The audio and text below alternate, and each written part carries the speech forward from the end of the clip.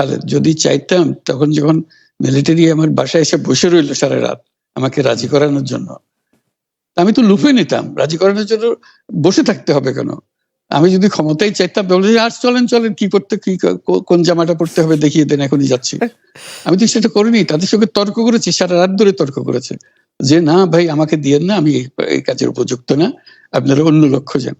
তারা আমার উপরে মন ঠিক করে ফেলেছে আমাকে নিতে হবে। আমি বারে বারে বলতেছি তাদেরকে, তারা নিরাশ হয়ে ফিরে গেল, বললো যে সকালবেলা আবার আসবো, সকালবেলায় আসলে তখন আপনি আমাদেরকে বলেন যে রাজি আছেন। আমি বললাম যে না, সকালবেলা আসলে একই কথা পাবেন, কারণ আমি তো এটা এমন কিছু না যে মনের মধ্যে সন্দেহ রেখে দ্বন্দ্ব রেখে আপনাদেরকে বলছি, অত্যন্ত পরিষ্কার ভাবে আপনাদের কাছে বলছি। ঠিক আছে, তা না হলে তো আমি সঙ্গে সঙ্গেই রাজি হয়ে যেতাম। কে ছাড়ে যাও আপনাকে, দেশের পুরো সরকারের প্রধান হবার জন্য আহ্বান জানাচ্ছে, বাংলাদেশে এরকম কয়জন মানুষ আছে বলবো যে না আমি এই দায়িত্ব গ্রহণ করব না। আমি তো করলাম সেটা, এখন আমার নামে বলা হচ্ছে 10 বছর চেয়ে। আমি বছর নিয়ে তো প্রশ্নই উঠে না। প্রশ্ন হচ্ছে আগামীকাল সকালবেলা আপনি শপথ গ্রহণ করবেন, এই কথা। আমি বলছি না, করবো না।